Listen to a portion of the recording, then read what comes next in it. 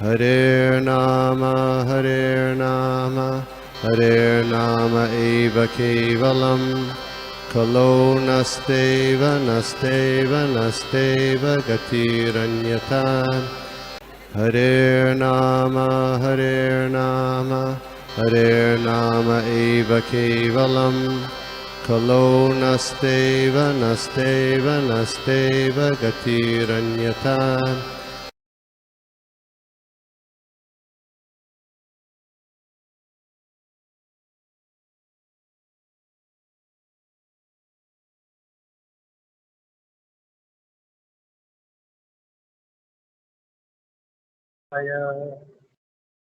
नारायणं नमस्कृत्य नरं चैव नरोत्तमं देवीं सरस्वतीं व्यासं ततो जयमुदीरये प्रायेषु भद्रेषु नित्यं भागवते मया भगवती तमश्लोके भक्तिर्भवति। हरे कृष्णा। तो आप सभी का हार्दिक स्वागत है आज के श्रीमद् भागवतम साधु संग ऑनलाइन के सत्र में। और आज हम लोग देख रहे हैं भागवतम के पहले स्कंद के 9वें अध्याय का श्लोका नंबर 26। श्लोक दिख रहा है प्रभु एवरीबॉडी?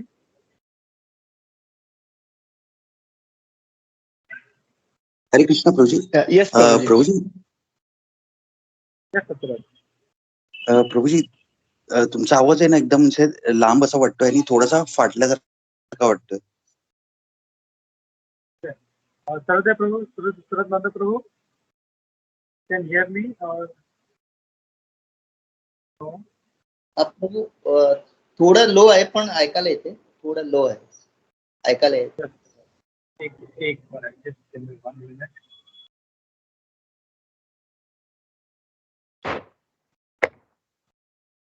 हरी बोल. एक minute, just give me 1 minute. आता ठीक आहे? आता बरोबर आहे. आता एकदम परफेक्ट आहे प्रभू. Thanks. Okay, so we'll start.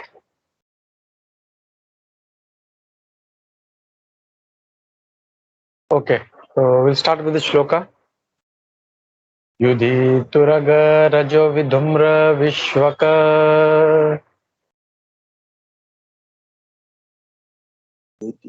ज्योति दुर्गा रज विधुम्र विश्वक कच लुलित श्रमवारी अलंकृतास्ये कचलुलित श्रमवारी अलंकृतास्ये मम निशित शरीर विविध्यमाना मम निशित शरीर विविद्यमाना वची विलसत् कवचे अस्तु कृष्णात्मा वची विलसत् अस्तु कृष्ण आत्मा. हरे कृष्णा. हम लोग इसका translation and purport by doing this Bhaktivedanta Swami Prabhupada. जय Srila Prabhupada.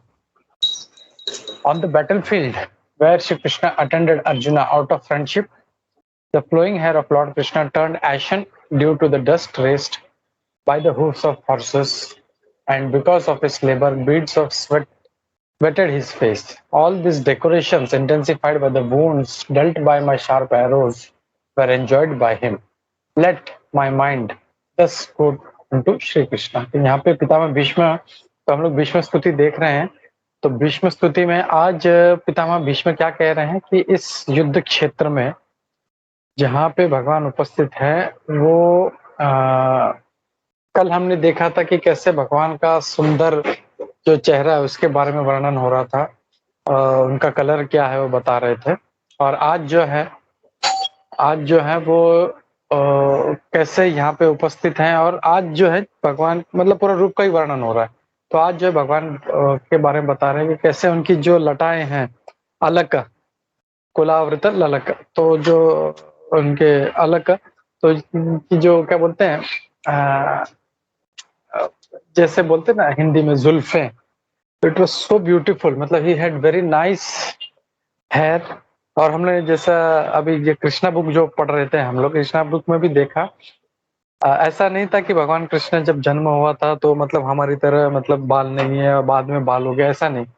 Right from the day one, जहाँ पे जब मतलब जैसे वो मतलब अवतरित हुए, he had a beautiful hair.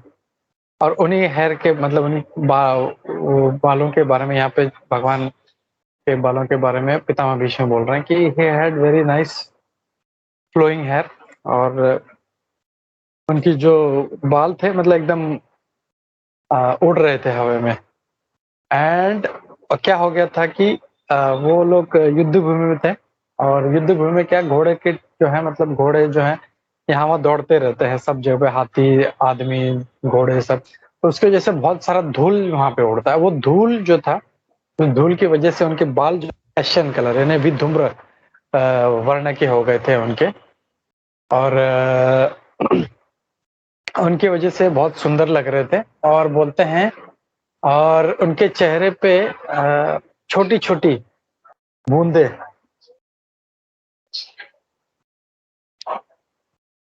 आवाज आ रहा है मेरा क्लियर? हाँ प्रभु जी।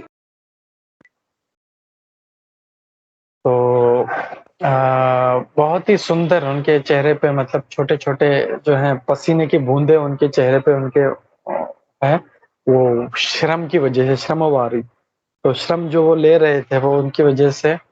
और हमने देखा कि कैसे जब पितामह भीष्म जब उनको बाण मार रहे थे अर्जुन को, तो उनको बचाने के लिए अर्जुन को और पितामह भीष्म का वचन पूर्ण करने के लिए वो दौड़ पड़े थे। तो ये उस ट्रांजिशन का ये वर्णन हो रहा है वहां पे। तो वो जो मतलब इतना आवेश में आ गए थे, वो दौड़ के आ रहे थे, एंड बिकॉज ऑफ दैट वो स्वेटिंग, और उनके चेहरे पे हल्के हल्के बूंदे थे पसीने की, वो दिख रहा था। और ये जो बोल रहे हैं कि ऑल दिस डेकोरेशंस, ये जो था, और उनके जो बाण थे, उनके जो बाण उनके जो लग रहे थे उनको, और उनकी वजह से जो घाव हो रहा था, तो इसकी वजह से बहुत एक डेकोरेशन के समान है। यहाँ पे ये नहीं मतलब हमको अगर एक सुई चुभ जाती, खून निकलता है तो हम लोग एकदम डर जाते हैं, we are afraid of that. But ये जो था उनका बाण भी जो थे उनके लग रहे थे, उसकी वजह से जख्म हो रहा था, that were also like decorations. मतलब भगवान के ऊपर कैसे डेकोरेशन हम लोग देखते हैं कि राधा श्याम सुंदर जी का, या जो राधे श्याम है अंगेरी, कितना अच्छा चेहरे पर डेकोरेशन बनाते हैं। और उसकी वजह से भगवान जो है मतलब बोलते हैं कि तो डेकोरेशन की वजह से भगवान सुंदर नहीं लगते, भगवान की वजह से डेकोरेशन सुंदर लगता है। तो वैसे ही ये मतलब पितामह भीष्म इसको कह रहे हैं ये डेकोरेशन है पूरा सारा। और ये कह रहे हैं कि ही वॉज एंजॉइंग दैट, मेरे वाणों को वो एंजॉय कर रहे थे। तो हमको एक सुई चुभ जाती है तो हम लोग इतना परेशान हो जाते हैं। तो भगवान कैसे वो जो बाण इतना मतलब एटलीस्ट मुझे लगता है 1/2 इंच या 1 इंच का वो मोटा आयरन रॉड होता होगा, और इतना कोई एक सुई चुभ जाए हम लोग छोटा सा के हार्डली 0.5 mm का होता है, वो घुस जाता है तो हम लोग कितना चला, एक इंच का पूरा रॉड अगर कोई घुसा दे अंदर तो हम लोग कितना दर्द से चिल्लाएं। But lord was enjoying that because he is lord. और will see in detail. Actually मैं थोड़ा सा डिटेल में मतलब बहुत बड़ा परपट है, तो आप लोगों ने स्टडी किया होगा श्योर। तो I am just going directly to the details. तो यहाँ पे ये कह रहे हैं कि लेट माय माइंड, और ऐसे भगवान कृष्ण पे मेरा मन जो है, मेरी रति जो है वो भगवान में बनी रहे, वो बोल रहे हैं। तो यहाँ पे अगर हम लोग देखें तो बहुत सारे अच्छे अच्छे वर्ड हैं इसमें हम लोग, जिस पे हम लोग को फोकस करना चाहिए। तो जैसे यहाँ पे कह रहे हैं सुरग्रजः, मतलब भगवान का जो सुंदर केश है वो घोड़ों की जो धूल है उससे धूम्रित हो गए हैं, मतलब पूरे धूल में सने हैं उनके बाल। फिर दूसरा जो है यहाँ पे वो कह रहे हैं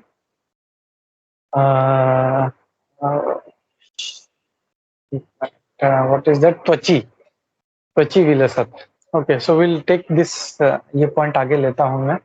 तो विल गो बाय परपट। तो यहाँ पे जैसे ही स्टार्ट कर रहे हैं प्रभुपाद, तो वी मस्ट हैव नोटिस्ड, हमने देखा कि प्रभुपाद सीधा स्टार्ट करते हैं इस पॉइंट से, लॉर्ड्स बॉडी इज एब्सोल्यूट, मतलब भगवान का जो शरीर है वो सच्चिदानंद है। तो why he is going to this point, directly वहां से क्यों स्टार्ट कर रहे हैं? बिकॉज यहाँ पे श्लोक में कहा गया है भगवान के शरीर में बाण लगे हैं और रक्त बह रहा है, जख्म हो रही है। तो हमने भगवत गीता में देखा था कि आत्मा जो है या ट्रांसेंडेंटल जो आत्मा है, नैनम छिंदंती शस्त्राणी नैनम दहती पावका, ना उसको शस्त्र काट सकता है, ना उसको जला सकते हैं, ना उसके टुकड़े कर सकते हैं, ना उसको जोड़ सकते हैं, नथिंग कैन हैपन। तो भगवान का जो शरीर है दैट इज ऑल्सो ट्रांसेंडेंटल। ऐसा नहीं, मतलब कई बार ये पॉइंट हम लोग देखते हैं, हम लोग भगवान, हमारा शरीर जैसा है, हमारा शरीर है पंच धातु से बना है, उसमें मल है, मूत्र है, मांस है, मज्जा है, रक्त है, वैसे भगवान का नहीं है।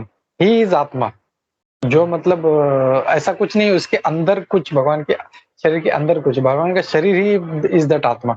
तो ऐसे आत्मा में कैसे कोई जो है छेद कर सकता है या घाव कर सकता है, क्योंकि भगवान खुद बोलते हैं नैनम चिन्नन्ति शस्त्राणि। तो जैसे कल भी हम देख रहे थे, it is just because he is reciprocating, वो ऐसी लीला करते हैं।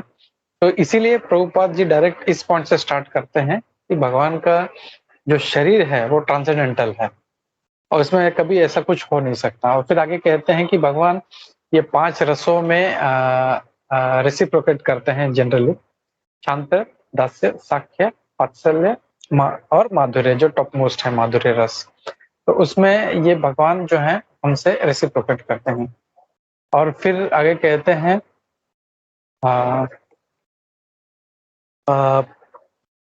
पितामह भीष्म के बारे में कह रहे हैं कि पितामह Bhishma, Shri Bhishma Dev is a great devotee of lord in the relationship of servitorship, यानी वो भी उनके दास की तरह थे और भगवान का जो इच्छा था, भगवान का जैसे वो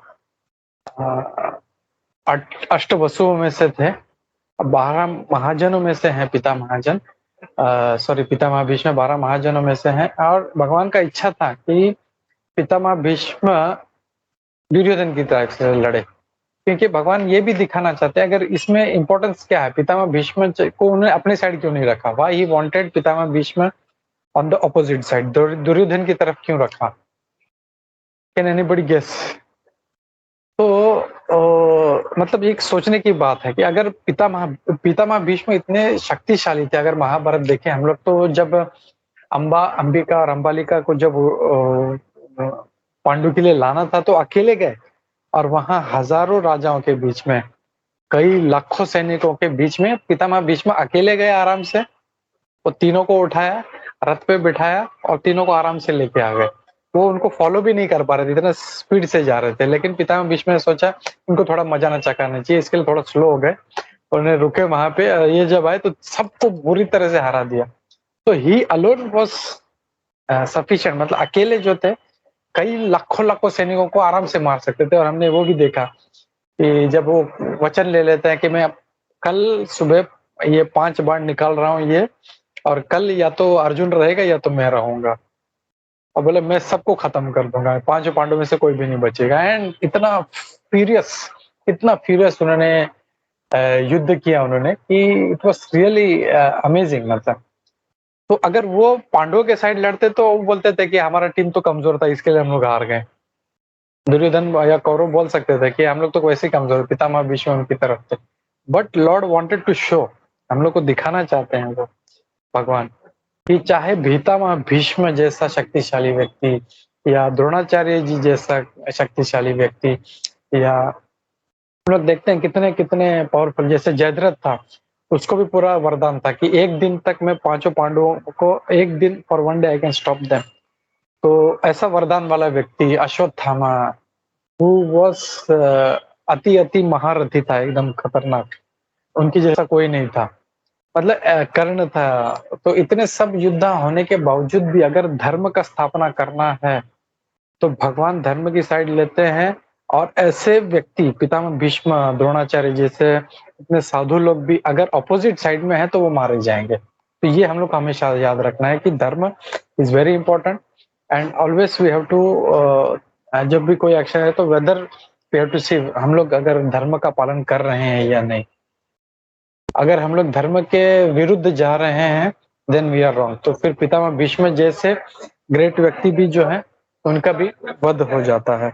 तो पितामह भगवान कृष्ण दिखाना चाहते थे कि पितामह भीष्म जानबूझ कर उन्होंने रखा कि पितामह भीष्म जैसा अगर पावरफुल व्यक्ति भी अगर गलत जगह पे है, गलत साइड ले रहा है तो उसका नाश होगा।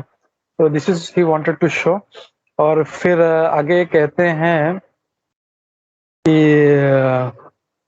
बहुत अच्छा एक पॉइंट है कि यहाँ पे पितामह भीष्म जो है अपने एक्शंस को रिपेंट कर रहे हो।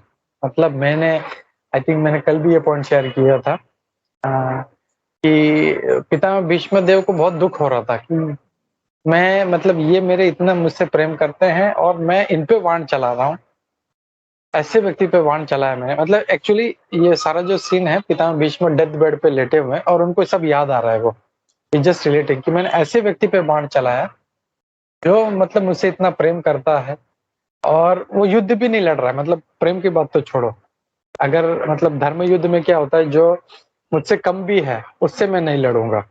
यानी अगर मैं घोड़े पे हूं तो मैं जो पैदल है उसके ऊपर नहीं लड़ू, उससे साथ नहीं लड़ूंगा। तो ये तो मतलब ये तो व्यक्ति युद्ध में भी नहीं था, इसके ऊपर मैंने बाण चलाए। तो this is what is repenting.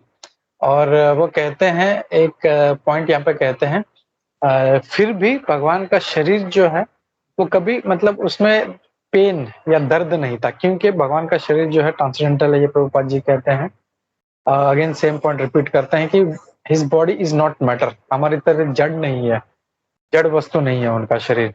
तो ये हम लोग को हमेशा याद रखना है। तो जो मायावादी फिलोसफी है कि भगवान जो है निराकार है, वो हमेशा निराकार रहते हैं और फिर कभी आते हैं पृथ्वी पे, वो शरीर ग्रहण करते हैं, माया से बद्ध हो जाते हैं, अपना सब कार्य करते हैं, फिर माया से मुक्त हो जाते हैं। This is what is being denied here. ये उसको धिक्कार रहे हैं, बोलते हैं नहीं ऐसा नहीं होता। भगवान हमेशा he is transcendental, he is never material, he doesn't have this material body. और फिर आगे कहते हैं एक कि भगवान ऐसी लीला क्यों करते हैं, जैसे उनके शरीर में इतने घाव हो गए थे, तो भगवान ऐसी लीला क्यों करते हैं। प्रभुपाद जी इसका बहुत अच्छा क्या बोलते हैं, इसको इलेबोरेट करते हैं। बोलते हैं कि he seems to be like one of the conditioned souls materially engaged and just to bewilder the asuras or the non-believers who are always alert to kill the Lord even from his very beginning of his appearance। तो ये जो कुछ असुर लोग हैं जो हमेशा भगवान को मारना चाहते हैं, वो और who doesn't believe the Lord, who are atheists, who are non-believers, non-devotees, जो हमेशा भगवान को मतलब जो है मतलब मतलब भगवान पे बिल्कुल भरोसा नहीं करते, ऐसे व्यक्तियों के लिए भगवान जो है ये लीला करते हैं। इसको हम लोग बोल सकते हैं असुर विमोहन लीला, अमुक लीला प्रभु इसको बोलते हैं असुर विमोहन लीला, जस्ट टू बिविल्डर देम। वो नहीं मानते भगवान, तो मतलब उनको मतलब मृत होते हैं। जैसे अगर हम लोग देखें ये वाला लीला है, तो मायावादी लोग इसको या बहुत ही लेते हैं कि भगवान देखो, ये भगवान ऐसा थोड़ी होता है, खून थोड़ी निकलता है भगवान से। या तो द्रौपदी का एपिसोड लेते हैं कि जैसे द्रौपदी ने उनके हाथ पे जब खून निकला तो अपना दुपट्टा फाड़ के बांध दिया था, तो भगवान के शरीर में खून थोड़ी निकलता। या तो फिर वो भील का उदाहरण, जब लास्ट में जब भगवान कृष्ण को वापस अपने धाम जाना था, गोलोक धाम, तो उन्होंने एक भील को मौका दिया कि वो उनके चरणों में, उनके मतलब जो टो था उनके टो में उनका बाण लगता है। तो ये सब बोलते हैं कि मायावादी लोग की भगवान को कैसे कोई मतलब पीएस कर सकता है। एक तो मतलब जैसे हमने देखा इवन स्कंद पुराण में भी इसका सपोर्ट है, इसका नैनम छिन्दन्ति शस्त्राणि, कि आत्मा को भी कोई मतलब टुकड़े कर सकता है, न छेद कर सकता है। तो भगवान भी वैसे ही हैं, बट ये जस्ट असुरों को मतलब लेट देम बी हैप्पी, उनको ऐसे खुश होना है तो ठीक है, let them be happy, I will do this Leela for them. लेकिन डिवोटी जो है, भगवान का भक्त जो है, वो कभी भी इससे विमोहित नहीं होता कि हाँ उसको भगवान पे पूरा भरोसा है, भगवान ये जो कर रहे हैं इट इज एप्ट, और कोई भी भील जो है भगवान को कभी मार नहीं सकता। तो this is his full faith. और फिर आगे कहते हैं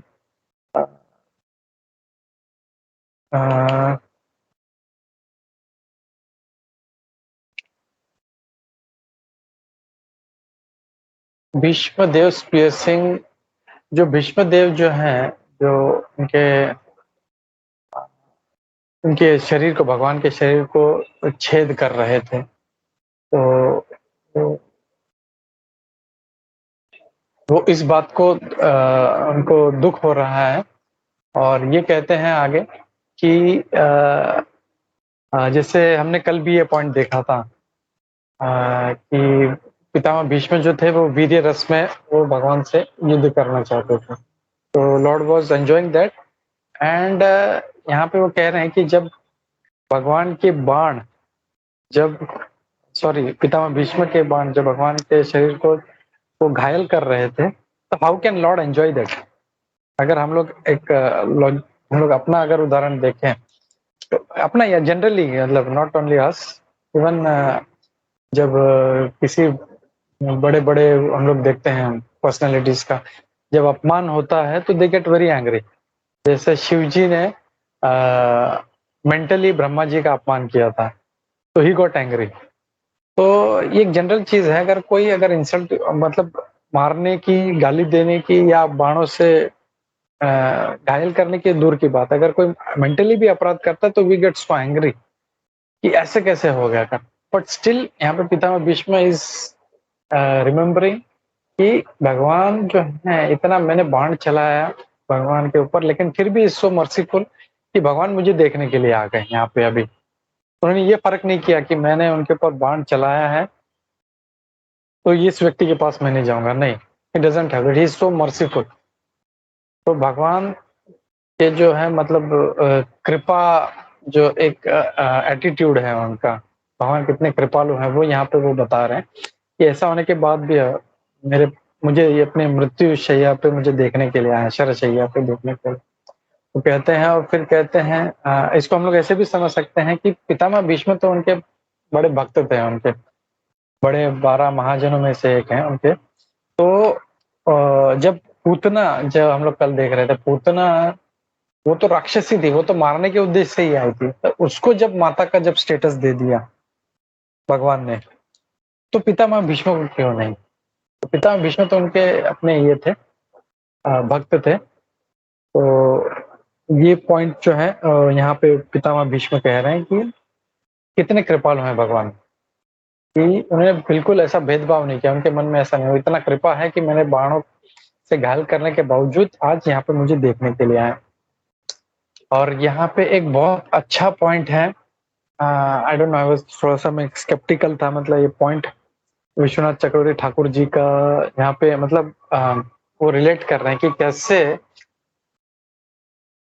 किसी का मैं अपमान तो नहीं, मैं किसी को घायल कर रहा हूँ, तो how lord is enjoying that, या how somebody is going to enjoy. तो यहाँ पे कल जैसे माता जी ने, चारू रुक्मिणी माता जी ने बहुत अच्छा उदाहरण दिया था, एक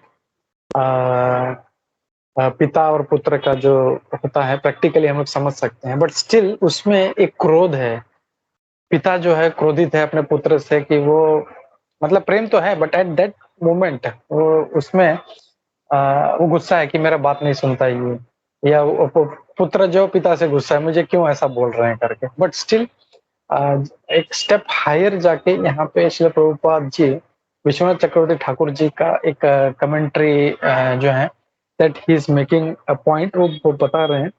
this is for I think जो गृहस्थ है, मैं थोड़ा इसको हिचकिचा रहा था बोलने के लिए, लेकिन आई थॉट कि प्रभुपाद जी अगर स्किप करने जैसा चीज हो तो प्रभुपाद जी इसको स्किप कर देते। तो वो बोलते हैं, विश्वनाथ चक्रवर्ती ठाकुर जी महाराज अपने कमेंट्री में कहते हैं कि ये, इस श्लोक के ऊपर कमेंट्री में कहते हैं कि ये ऐसा है जैसे जैसे कोई, जैसे प्रियसी होती है, वो कैसे मतलब उसका जब स्ट्रॉन्ग सेक्स डिजायर होता है तो कैसे अपने प्रियतम को वो मतलब ही स्टार्ट्स बाइटिंग हिम, उसको दांतों से उसको मतलब घाव करती है। So that lover will never feel offended, वो ये नहीं सोचेगा कि मुझे क्यों काट रही है, नहीं, ही इज मोर हैप्पी। तो वो एग्जाम्पल यहाँ पे श्री विश्वनाथ चक्रवर्ती ठाकुर महाराज दे रहे हैं कि भगवान ऐसे ही वॉज एंजॉइंग दैट। उनको थोड़ा भी उनमें ये नहीं लगा कि ये कैसे मुझ पे बाण चला रहा है। ही वॉज मोर हैप्पी कि मेरा जो भक्त है मुझ पे बाण चला रहा है, and he was enjoying that रसा। एंड उन्होंने भी जो थे फिर वो उनको मतलब चक्र उठाया और उनको मारने के लिए दौड़ पड़े वो। तो this is one very nice point Prabhupada यहाँ पे इसको रख रहे हैं। और फिर आगे कहते हैं, सॉरी आज का पर्पट थोड़ा लंबा है तो I will take some time. और फिर आगे कहते हैं प्रभुपाद जी त्वची sorry what is that word, विविद्यमान, त्वची विविद्यमान, यानी जो स्किन है त्वची विविद्यमान। तो ये जो है वो बोलते कैसे उसको कोई छेद कर सकता है। अगेन दिस सेम थिंग, भगवान का जो त्वचा है वो उसको कोई छेद नहीं कर सकता, लेकिन ये जस्ट एक रस जो है उसका जो पितामह भीष्म से जो थे एक्सचेंज करना चाहते हैं उसके ऊपर वो बोलते हैं और वो वैसे रिएक्ट करते हैं। और फिर आगे कहते हैं कि एक बहुत अच्छा वर्ड है इसमें श्लोक में, वो कहते हैं लेट माई माइंड दस गो अनटू श्री कृष्ण त्वची विलसत कवचे अस्तु कृष्ण आत्मा। तो आत्मा वर्ड जो है ये हमने देखा पहले कि एक ही इस वर्ड के, Sanskrit is very rich language, बहुत ही एकदम जो है मतलब पावरफुल लैंग्वेज है संस्कृत। तो इसमें एक शब्द के कई अर्थ होते हैं, लेकिन उस अर्थ मतलब वो शब्द कैसे यूज किया गया है, वो लाइन क्या है, उससे हम लोग उसको उस वर्ड को हमें समझना चाहिए। मतलब आत्मा लिखा है तो हमें आत्मा नहीं सोचना चाहिए। तो अमोघ लीला प्रभु का एक पहले लेक्चर सुना तो उसमें बोलते हैं कि वर्ड एक ही है, लेकिन वो क्या सेंटेंस में यूज किया उससे हम लोग उससे वो अर्थ लगा सकते हैं उसका। तो जैसे वो एक जोकिंगली एग्जांपल देते हैं कि तू मुझे गोली दे रहा है। तो जैसे नॉर्थ वाले बोलते हैं ना, तू मुझे गोली दे रहा है, मतलब मुझे you are just fooling me around, तो मतलब मुझे उल्लू बना रहा है। गोली मतलब ये नहीं, बंदूक वाला गोली नहीं है। तो वर्ड गोली ही है, उसका एक्चुअल वर्ड मतलब बंदूक का गोली, लेकिन वो किस सेंटेंस में यूज किया गया उससे हम लोग बहुत अच्छे से समझते। तो वैसे ही है जो यहाँ पे जो बोल रहे हैं कि atma is not that soul, he is using as my mind. तो atma has 7 meanings. Atma is body, atma is atma, atma is mind. तो अलग अलग ये है। तो यहाँ पे वो बोलते हैं कि आत्मा इज माई माइंड, तो बोलते हैं लेट माई माइंड। तो अगर हम लोग देखें इसके पहले का श्लोक, तो भगवान के विग्रह में, भगवान के सुंदर चेहरे में उनका जो है ऑलरेडी उनका माइंड फोकस्ड है उनका। तो एक मैं भक्त का बहुत अच्छा एक वैष्णव उनका लेक्चर सुना तो बोल रहे थे कि पितामह भीष्म का जो ऑलरेडी माइंड उनमें लगा हुआ है, ऑलरेडी रति है। तो बोलते रति का ये क्वालिटी है कि उसमें लगे होने के बावजूद भी उनको समझ में नहीं आता कि मेरा लगा, और फिर भी बार बार प्रे करते हैं कि मेरा मन उनमें लगे, मेरा मन उनमें लगे। और इसके लिए वापस यहाँ पे वो रिपीट कर रहे हैं कि ऐसे सुंदर चेहरा जिसका बहुत जो लटाएं हैं उसमें धूल धूल लगी हुई है, और ऐसे भगवान में मेरा मन लगे। तो ये पॉइंट यहाँ पे वो कह रहे हैं। और यहाँ पे ये कह रहे हैं कि वो वहां से मैं हटा नहीं पा रहा हूँ उस अपने मन को। तो मैं अभी एक रिसेंटली राधा गोविंद महाराज का लेक्चर सुन रहा था भीष्म स्तुति पे। तो वो कहते हैं कि गोपियों का मन ऐसा लग जाता था, मतलब अगर कोई तिलक देख रहा है तो तिलक ही देखते रह जाता, पूरा चेहरा भी देख नहीं पाता था और भगवान निकल जाते थे। बोलते अरे गोपी, मैं तो भगवान का मतलब तिलक देख रही थी मैं, लेकिन तिलक देखते देखते वो निकल गए। तो राधा गोविंद महाराज बोलते हैं जो देखता था वहीं पे उनका मन लग जाता था। उससे नजर कब हटाता है व्यक्ति, जब वहां से मन भर जाता है। जैसे अगर कोई किसी को देख रहा है सुंदर चेहरा, फिर आंखें देखता है, फिर उनका पूरा जो है मतलब एक एक सुंदरता को निहारता है, तो वो जब मन भर जाता है तो गोपियां ऐसी थी कि उनका मन ही नहीं भरता था। अगर तिलक देख रहा है तिलक ही देख, तो राधा गोविंद महाराज बोलते हैं कोई अगर मुकुट देख रहा है तो मुकुट ही देखते रह जाता था। अगर कोई उनका माला वन माला देख रहा है तो उसके अलावा कुछ देख ही नहीं पाता था, उनको सिर्फ माला दिखता था उनका। और वो महाराज बोलते हैं अगर कोई माला देख रहा है तो वहीं पे झूल जाता था, उसके आगे वो बढ़ता ही नहीं था और तब तक भगवान निकल जाते थे।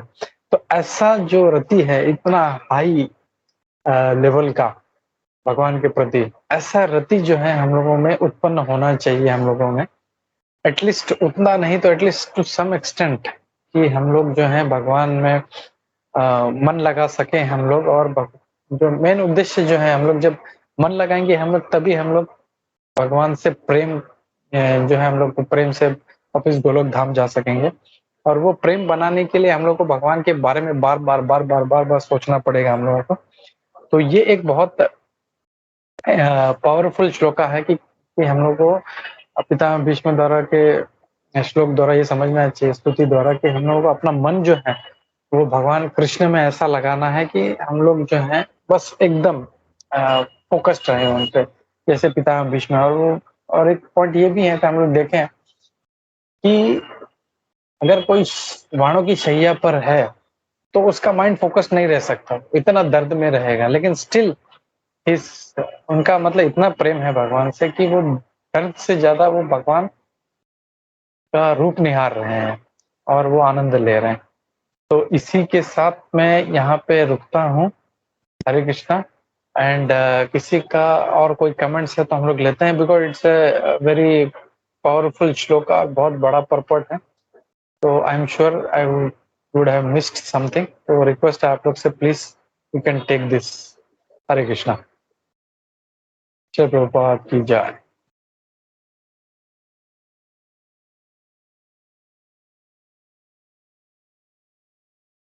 यस सर्वदेव प्रभु। हरे कृष्णा प्रभु जी, दंडवत प्रणाम। प्रभु जी थैंक यू सो मच, बहुत बढ़िया आपने प्रभु जी ये पर्पट को कवर किया प्रभु। And I think you covered all point प्रभु। प्रभु जी देर इज वन पॉइंट यहाँ पे प्रभुपाद जी बता रहे कि भगवान कितने मर्सीफुल है। या प्रभु।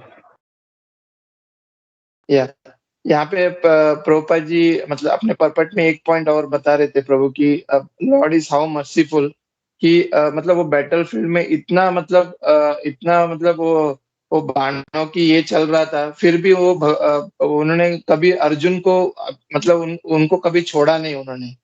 He was so merciful. And जैसे कि इवन इतने इतने भयंकर युद्ध हुए भगवान कृष्ण और भीष्म पितामह के बीच में, फिर भी उन्होंने मतलब जब वो डेथ बेड पे सोए हुए थे तो वो स्वयं उनसे मिलने आए।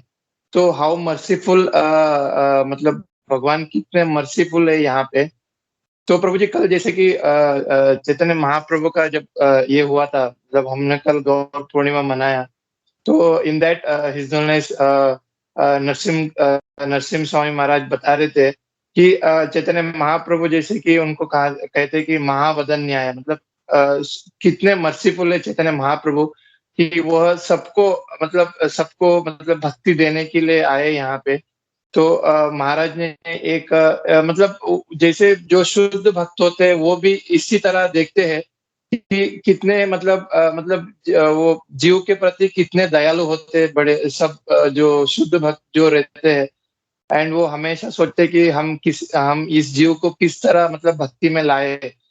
तो महाराज ने एक एग्जांपल दिया प्रभु कि there was one incident happened.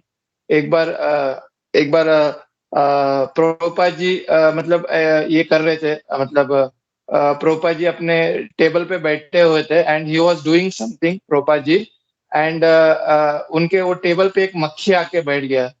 तो एक प्रभु जी उनके सामने आए तो प्रभुपाद जी ने कहा देखो एक मक्खी पड़ा यहाँ पे बैठा हुआ है। तो वो प्रभु जी ने कहा कि यह क्या करूं प्रभुपाद जी, मैं इसको हटा दूं क्या?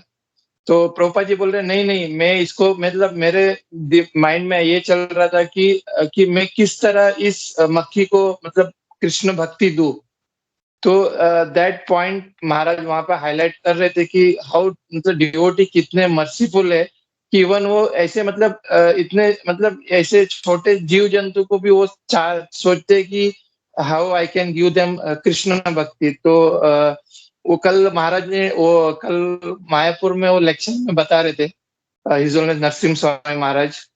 तो I think that was here हम ये देख सकते कि भगवान और भगवान के जो भक्त है वो कितने मर्सीफुल होते हैं कि वो जीव को मतलब भक्ति प्रदान करने के लिए हाउ मतलब वो कितने ये रहते हैं प्रभु जी, मतलब कितने एग्रेसिव रहते हैं भक्ति प्रदान देने के लिए जीव को। तो that I want to highlight here प्रभु। Hare Krishna. Thank you very much प्रभु। जीव पावन प्रभु जी कुछ बोलना चाह रहे थे। हरे कृष्णा। जीव पावन प्रभु।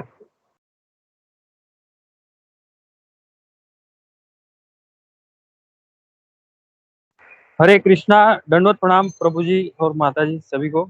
थैंक यू प्रभु जी, आपने इतना अच्छा सुंदर समझाया है प्रभु जी।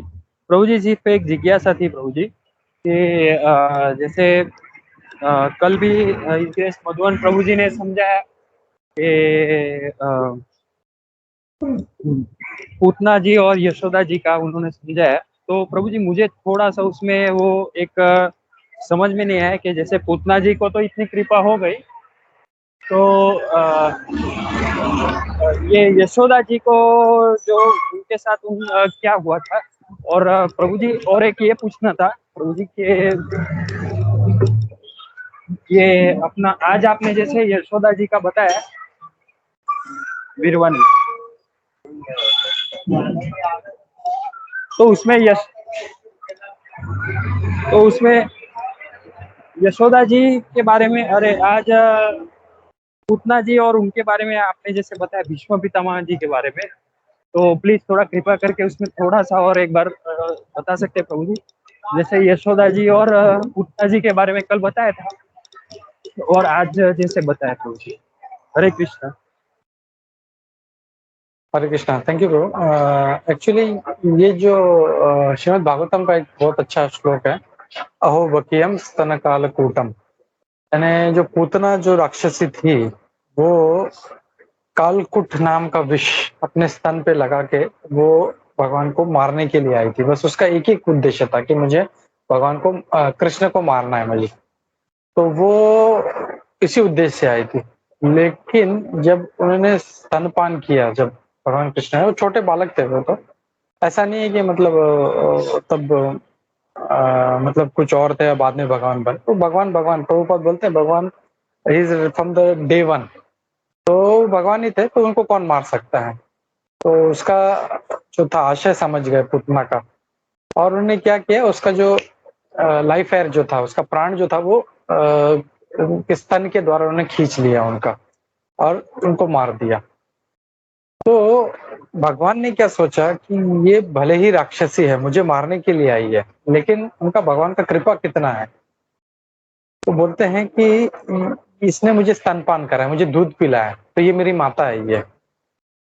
तो माता को कैसे मैं मतलब उसको कुछ और स्थान दे सकता हूँ। तो जो यशोदा मैया को जो स्थान दिया, यशोदा मैया उनकी माता है, इतना प्रेम से रहती है, वही स्थान जो था उन्होंने पूतना को भी दिया। क्योंकि पूतना भी जो थे कि यशोदा मैया तो करोड़ों बार उनको दूध पिलाया होगा, लेकिन ये पूतना जो थी एक ही बार आई थी उनको स्तनपान कराने, फिर भी बोले कि ये भले एक बार कराया हो। और हम लोग जैसे हम लोग देखते हैं ना कि 7 प्रकार की माताएं हमारे शास्त्रों में कहा गया है, गौ माता, पृथ्वी माता, फिर गुरु पत्नी, फिर ब्राह्मण पत्नी, और धात्री, स्व माता और धात्री। तो धात्री मतलब जो हमको दूध पिलाती है, हमारा जब ध्यान रखती है, तो वो भी माता है। तो शास्त्र के हिसाब से she is also our mother. तो भले हमारी माता है, लेकिन वो अगर हमारा ख्याल रखती है, हमारा देखभाल कर रही है, हमको दूध पिलाते, तो शी इज अवर मदर। तो ये जो था भगवान कृष्ण ने उनका भले एक बार किया वो अटेम्प्ट, इसलिए बोलते ना एक बार भी हम लोग अच्छे से हरे कृष्ण महामंत्र जपेंगे तो हमारा उद्धार हो जाए। तो वैसे पूतना ने एक बार दूध पिला, लेकिन उन्होंने उनको माता का वो स्तर देके उनका भी उद्धार कर दिया उनका। उनको भी वही स्तर दिया जो माता यशोदा को दिया। हरे कृष्णा। थैंक यू प्रभु जी। हरे कृष्णा, दंडवत प्रणाम। थैंक यू प्रभु। हरे कृष्णा, दंड प्रणाम प्रभु।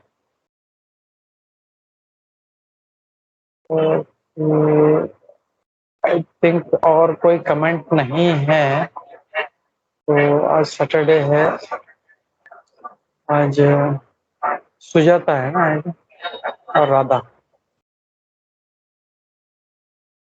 नरसिंह आरती सूरत माधोपुर। यस प्रभु, या हरे कृष्णा। थैंक यू प्रभु, थैंक यू। आपने सही में बहुत मतलब बुलेट पॉइंट्स में पूरा कवर किया प्रभु, और अच्छी तरह से समझाया ईच एंड एवरी पॉइंट।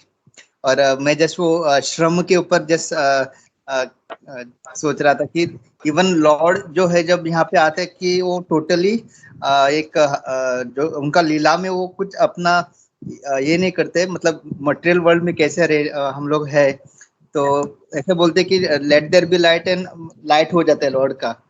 मतलब लॉर्ड जस्ट सोचने से सब कुछ करते हैं, लेकिन जब वो डिवोटी के साथ आदान प्रदान करते हैं तो मतलब वो भी श्रम करके मतलब जैसे उनके दिव्य शरीर से खून आना, मेहनत करना, तो हमको भी हमेशा याद रखना है कि ऐसे नहीं कि भक्ति में आया तो सब कुछ आसान होगा। लॉर्ड को अच्छा लगता है जब हम श्रम करते हैं उनके लिए, थोड़ा बहुत ट्रबल लेते हैं, मतलब हर चीज में, और तभी वो आदान प्रदान वो भक्ति का क्या कहते हैं पूरा प्रोसेस और आनंद में होता है। क्योंकि कभी कभी हमको लगता है कि भक्ति में आना मतलब अभी पूरा लाइफ एकदम कुछ प्रॉब्लम नहीं रहेंगे, लेकिन अगर भगवान इतना श्रम ले सकते हैं अपने भक्तों के बीच में आके आनंद पाने के लिए और आनंद देने के लिए, तो वी ऑल्सो शुड अंडरस्टैंड कि भक्ति process we have to always keep labouring, और दैट इज द मतलब। Hare Krishna. Thank you very wonderful point bro, बहुत अच्छा जो है ये पॉइंट हाईलाइट किया ब्रो। और हम लोग वही जो श्रम का बोला तो मुझे वही राधा गोविंद महाराज वाला वो एपिसोड याद आया, वो जो बोलते हैं कि हम लोग इतने आलसी हैं कि इवन जब किसी से बात कर रहे थे तो वो ये चाहता है कि मेरा जब भी मेरा गुरु करे। बोला तुमने जब किया, तो बोलता मैंने गुरु कर लिया। तुमने ये किया, बोला मैंने गुरु कर लिया। तुमने ध्यान किया, मैंने गुरु कर लिया। तो उसका मतलब है कि महाराज ने डिटेल में पूछा तो ये बोलते हैं कि बोले तुमने माला किया कि नहीं, बोला तो बोलता है कि अब ये भी करना पड़ेगा माला भी, बोले मैंने गुरु किया है ना। तो मतलब महाराज ये बोल रहे थे कि ऐसा नहीं कि सब कुछ जो है गुरु तुम पे कृपा करते हैं, लेकिन सारा मेहनत जो है हमको इसीलिए प्रभुपाद जी ने इसको कहा लविंग डिवोशनल सर्विस, भक्ति को लविंग डिवोशनल सर्विस ये नाम दिया। मतलब प्यार से भक्ति से सेवा करना। लविंग और डिवोशन मतलब हम लोग सब नहीं कि हे भगवान अब ध्यान में बैठ गए, मैं तुमसे बहुत प्रेम करता हूँ, मुझे वापस दो, लेकिन कार्य कुछ भी नहीं है। तो वैसे नहीं होना चाहिए। We have to act to show our love, and उससे ज्यादा प्रसन्न होते हुए ना ये यथा माम प्रपद्यन्ते ताम तथैव भजामि। भगवान तुम जो एक्शन लेते हो तो ही बिकम्स मोर हैप्पी। जैसे इतने अच्छे अच्छे उदाहरण है पितामह भीष्म वगैरह। थैंक यू प्रभु। Hare Krishna, very nice point raised. Thank you प्रभु। हरे कृष्ण, धन्यवाद। यस सर्वदेव प्रभु। प्रभु जी हरे कृष्णा, दंडवत प्रणाम। प्रभु जी जैसे अभी आपने अभी ये गुरु का ये बात निकाले प्रभु, तो प्रभु जी जैसे हम हर समय बोलते हैं कि जब कोई शिष्य अपराध करता है तो उसका जो इफेक्ट है वो गुरु के ऊपर आता है। तो अगर हम इसको अगर दूसरी ओर से देखेंगे प्रभु कि अगर गुरु कभी अगर समझिए मतलब गुरु कुछ भी अच्छे कार्य करता है तो उसका जो पुण्य है वो शिष्य को मिलता है क्या प्रभु? हरे कृष्णा। एक्चुअली ऐसी पुण्य इज टोटली डिफरेंट थिंग। आप मतलब गुरु जो है स्पेशली अपने मतलब मैं बाकी दूसरे गुरुओं की बात नहीं कर रहा, खाली इस्कॉन की बात कर रहा हूँ। तो we are on a transcendental platform, एक आध्यात्मिक स्तर पे हम लोग कार्य करते हैं। हम लोग मानसिक स्तर पे या भौतिक स्तर पे कार्य नहीं करते हैं। हम लोग अपना जो भी है इट इज रिलेटेड टू आत्मा। तो गुरु इज ऑलवेज फोकस्ड कि कैसे जो है मतलब अपने शिष्यों को मैं कृष्ण भक्ति में लगाऊं। जैसे ना गुरु न सस्यात, अगर अपने शिष्यों को कृष्ण भक्ति में नहीं लगा सकते, उनका उद्धार नहीं कर सकते, तो गुरु बनने का अधिकार नहीं है। पिता अगर अपने बच्चों को अगर हम अपने कृष्ण भक्ति में नहीं ला सकते तो माता पिता बनने का अधिकार नहीं। तो वैसे गुरु इज ऑलवेज फोकस्ड, और इसीलिए हम लोग कभी जाके महाराज महाराज मेरा बेटा, मुझे आशीर्वाद दो, मुझे बेटा हो जाए, महाराज मेरा बेटा इंजीनियरिंग करे, महाराज मेरा बेटे का शादी हो जाए, मेरा पोता वो हो जाए, उन्हें ऐसा कभी मटेरियल हम लोग कभी नहीं मांगते, मुझे गाड़ी चाहिए, बंगला चाहिए, नौकरी में प्रगति हो। We are asking always spiritual things कि कैसे मैं अपने कृष्ण भक्ति में आगे बढ़ूं। And our question should also be like that कि गुरु महाराज मैं कैसे भक्ति में आगे बढ़ूं, और या मैं क्या करूं मैं जिससे Krishna, then he will instruct you. तो तुम अच्छा तुम ये यहाँ पे जाओ, सर्वदेव तो अफ्रीका में, तो जाओ अफ्रीका में प्रचार करो तुम, विल गिव सच नाइस। तो अभी सर्वदेव को प्रश्न पड़ेगा ये कैसे करूं मैं, पूरा अफ्रीका में प्रचार कैसे करूं। बट अगर महाराज गुरु ने इंस्ट्रक्शंस दिया है तो हमको टेंशन नहीं लेने का। गुरु महाराज ने बोला है कि तुम अगर कर सकते हो प्रचार, तो दैट पावर इज देयर। जैसे प्रभुपाद जी का एग्जांपल देखते हैं हम लोग, तो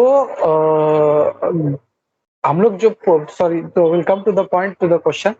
तो जो हम जो गलत करते हैं, जो पाप करते हैं, अपराध हमको ही भुगतना पड़ेगा, अपराध इज डिफरेंट थिंग। और जो पाप करते हैं, अगर हम लोग सिंपल एक्टिविटीज करते हैं, तो श्योर वो जो है उसका जो असर जो है वो गुरु को लगता है, बिकॉज ही इज अवर, मतलब हम जो है उनकी रिस्पॉन्सिबिलिटी है। जैसे हम लोग एक एग्जांपल देखें, अगर किसी ऑर्गेनाइजेशन में अगर कोई छोटा सा एक इंजीनियर है, उससे गलती होता है, तो क्लाइंट के सामने उसको नहीं पकड़ाएंगे कि इसने गलती किया। वहां का जो प्रोजेक्ट मैनेजर है उसको डांट पड़ेगा कि तुम्हारे वजह से हमारा प्रोजेक्ट डिले हो गया। तो वहां पे वो ये प्रोजेक्ट मैनेजर ये नहीं बोलेगा कि ये मेरा एक छोटा सा इंजीनियर है, इससे ये गलती हो गया, वो काम नहीं किया उसने, ये हो गया वो हो गया, ये उसने मिस आउट कर दिया। No, there he has to face, जो क्लाइंट उसको जो बोलेगा, गाली देगा, वो सुनेगा। तो बाद में भले आके उसको सेपरेटली उसको गाली दे, वो that is different thing, but there for the client he is responsible. वैसे ही भगवान के सामने गुरु इज रिस्पॉन्सिबल कि तुम्हारे शिष्य हैं, तो अगर कुछ हम लोग गलत करते हैं तो our guru is responsible and he has to suffer that. लेकिन गुरु जो अच्छा करते, that is for his own benefit. He can pray कि मेरे शिष्यों का भला हो, वो कृष्ण भक्ति में आगे बढ़े, और ही विल ब्लेस यू, मतलब आशीर्वाद देंगे और उससे जरूर असर। हरे कृष्णा। तो just because upper spiritual master हम लोग जो है भक्ति में प्रोग्रेस करते हैं, तो वो मतलब हमेशा अपने को ध्यान रखना चाहिए हम लोगों को कि अपने गुरु ही हैं, तो या हम लोग जो है उनके आशीर्वाद से हम लोग आगे बढ़ सकते हैं हम लोग। लेकिन मतलब जो है हम लोग को ध्यान रखना चाहिए कि हम लोग कभी जो है ऐसा कोई कार्य नहीं करे जिससे हम लोग जो है उनको भुगतना पड़े, उनको कुछ तकलीफ होगी हमको। Hare Krishna.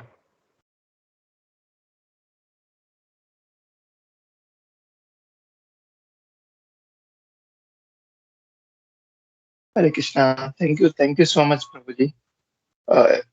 Thank you again प्रभु। हरे कृष्णा। थैंक यू प्रभु। हरे कृष्णा। और किसी का कोई तुला काहीतरी पॉइंट सांगत होते। एक मिनट, कुंजेश्वरी का एक पॉइंट है, जस्ट अ मिनट। हरे कृष्णा। जब यहाँ पर भगवान के बालों की सुंदरता का वर्णन आता है, तो गौर लीला में जब गौर भगवान जब खुद कृष्णा है और वो कामदेव को मोहित करने वाले हैं, और उनको मोहित कौन करती है? राधा रानी। उनका शरीर लेके जब गौर लीला में आते हैं, तब उनके बाल इतने सुंदर होते हैं। जब वो सन्यास दीक्षा लेते हैं और जब वो नाई, उसका काम ही होता है बाल कटवाने का, और जब वो आता है बाल कटवाने के लिए और महाप्रभु के बाल देखते इतने सुंदर, और नाई भाई रोने लगता है और उसे महाप्रभु के बाल कटवाने के लिए 3 दिन लगे। 3 दिन वो आता था बाल कटवाने के, लेकिन रोता था और फिर से जाता था, बाल कटवा नहीं सका। इतना है कृष्ण की सुंदरता। हरे कृष्ण। या हरे कृष्णा। तो महाप्रभु के केश भी इतने सुंदर थे कि वो काट नहीं पाए वो उनका, क्योंकि भगवान का हर चीज इतना सुंदर है, उनका केश हो या उनका, everything is beautiful of Lord. हरे कृष्ण।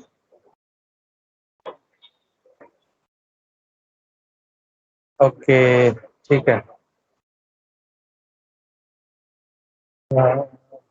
तो वृक्ष प्रिय माता जी। हरे कृष्ण माता जी। हरे कृष्णा प्रभु, हरे कृष्णा सबको, हरे कृष्णा प्रभु। मैंने आपका क्लास थोड़ा ही सुना, बट जितना भी सुना बहुत अच्छा था, अच्छे पॉइंट्स है। एंड मैं तो रिकॉर्डिंग सुन लूंगी, लेकिन फिर भी, और मुझे सिर्फ एक बात बतानी थी कि मतलब मेरा कल का अनुभव बोल रही हूँ कि कल यहाँ से जा रहे थे, गुरु महाराज के दर्शन होने वाले थे और कल प्रोग्राम था रीजन स्कूल में। तो जस्ट एक्साइटमेंट तो बहुत थी वहां पे जाने की, लेकिन ट्रैफिक ये वो सब मिला के और लेकिन जैसे गाड़ी रीजन स्कूल के बाहर रुकी ना, हम लोग नीचे उतरे और सामने गुरु महाराज अपनी गाड़ी से नीचे उतर रहे थे। सब सेवादारी उनको बिठा रहे थे और डायरेक्ट ऐसे स्लाइड आगे गई और एकदम परफेक्टली दर्शन, दंडवत किया, सब किया, फिर अंदर भी सबकी तरफ से मैंने दर्शन किया और मैंने बहुत मतलब अच्छे से प्रेयर की कि हम भक्ति में आगे बढ़े। फिर गुरु महाराज का लेक्चर भी थोड़ा छोटा था, मतलब अच्छे से दिया वो। फिर अच्छे से दर्शन हुआ। Thank you. इतने अच्छे अच्छे भक्त जुड़े हुए हैं सब, तो इनकी वजह से उनको भी अच्छा लगता है। तो थैंक यू माता जी, थैंक यू। हमारे सब की तरफ से आपने महाराज को प्रणाम किया, तो थैंक यू फॉर दैट। और क्या इट इज वेरी नाइस। हम लोग सब ये सब मिस कर रहे हैं हम लोग। हरे कृष्णा।